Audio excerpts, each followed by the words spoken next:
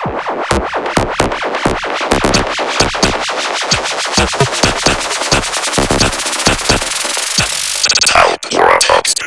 exciting and really pioneering. I think one thing about Cinemateca is that we look at the history of cinema over the many decades. And when we look at history, I think one reason to look at history is to imagine possible futures. And that's what we're trying to do in this workshop, is to imagine possible ways that cinema can evolve.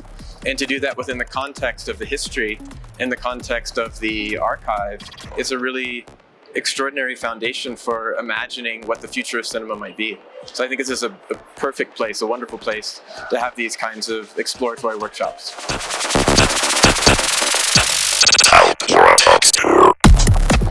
For me, narrative can mean a lot of things. In cinematic terms, narrative can also be purely visual.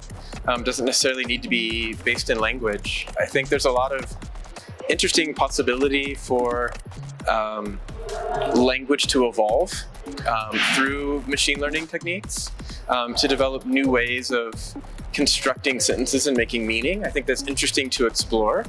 I mean, it's an exploration because I don't know what will happen.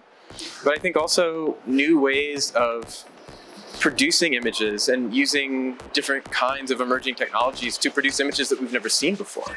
I mean, that's really what I'm very interested in, is making images that are unlike images we've seen before. And I think that those images demand new narratives. When it's something that we can't have a clear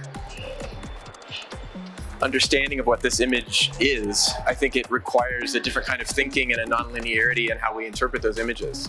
So I think new narratives emerge from that kind of thinking, that kind of exploration.